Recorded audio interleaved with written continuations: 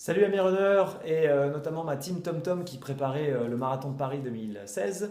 Je vous explique donc dans cette vidéo comment bien fractionner. Il y a trois conseils essentiels pour moi.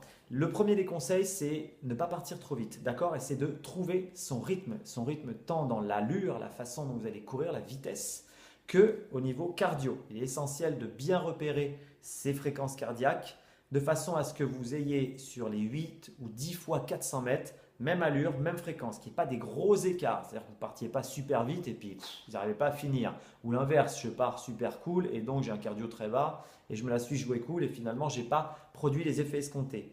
Le rythme, c'est comme une musique. Il faut vraiment sentir, entendre ce tchac, tchac, tchac, cette fréquence. Ça a été filmé là sur mon dernier 400 mètres. Donc vous voyez bien la fréquence, pam, pam, pam, assez régulière.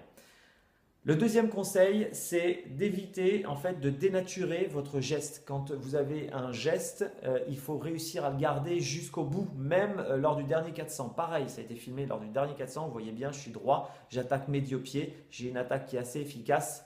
On ne voit pas forcément la fatigue. Et pourtant, je suis vraiment fatigué. Je vais être à 185, 186 au cardio. Donc, ça me sollicite. Donc, restez bien placé jusqu'au bout. Ne compensez pas avec un ventre qui part en avant, je cambre le dos et je finis à l'arrache comme je peux. Pensez simplement économie de la foulée, restez placé bien dans l'axe. Vous aurez mal de toute façon au mollet, hein, puisque c'est un travail de pied et d'élasticité de la foulée. C'est à cet endroit-là que ça va faire mal. Et en parlant de douleur, le troisième conseil, c'est soyez girly avec vous au moment de la récupération. Je vois bien les mecs qui arrivent, wow, oh, ça a piqué, dis donc, je fais les 400, c'était cool. Ouais, sauf que le lendemain, ta beau être matinale, t'as mal. Donc là, c'est d'éviter la douleur du lendemain parce qu'on est en période d'adaptation pendant ces fractionnés musculo-tendineuses. Donc l'idéal, c'est d'aider son petit corps à récupérer. Pour moi, il y a trois choses qui sont essentielles que je fais.